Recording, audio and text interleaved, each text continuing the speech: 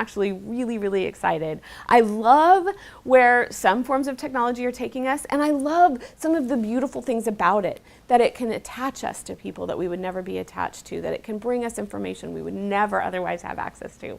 But I also want to, more than anything, encourage us to think about the ways in which we have been habituated.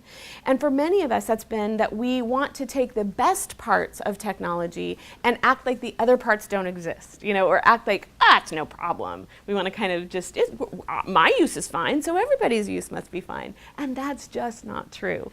So I want us to be able to take this information that you've now been given and not be fearful. So a lot of parents, after they come to one of my talks, will feel like they want to take all the devices and, you know, throw them out the window or unplug everything, and that's just not realistic.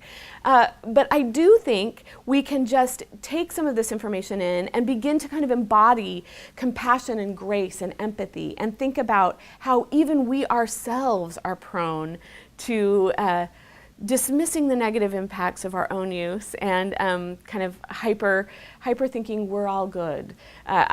In a couple of weeks, when the new Apple Watch comes out, I am guessing that a lot of people who have been critical of their own kids' technology dependence are going to suddenly not be thinking about that while they're standing in line at the Apple store waiting to get their Apple Watch, you know?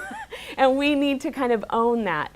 The first way in which we can own that and break some of our habits is by what I think of as employing the technology pyramid.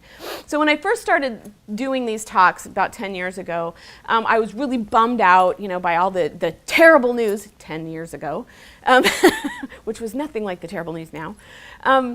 And I took this time to I want to kind of refresh and just clean my palette. So I got out Old Life magazines and started looking at all these Old Life magazines, right? And within about 10 minutes, I was on a rant, which I'm sure you can all tell I easily do.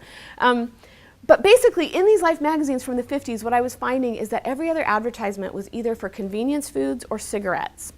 And I was thinking about how, okay, so in the 50s, in America, we're post-war America, we're not having to kind of ration in the way we used to, and we've got these new convenience foods that are pumped full of salt and amazing fake flavors that were intended, I think, to probably be side dishes, accompaniments, right? But if you look at the literature, especially the health literature, about 20 years later, we suddenly see hypertension, high cholesterol, obesity, all these issues that are related in part to the way in which we eat in the West.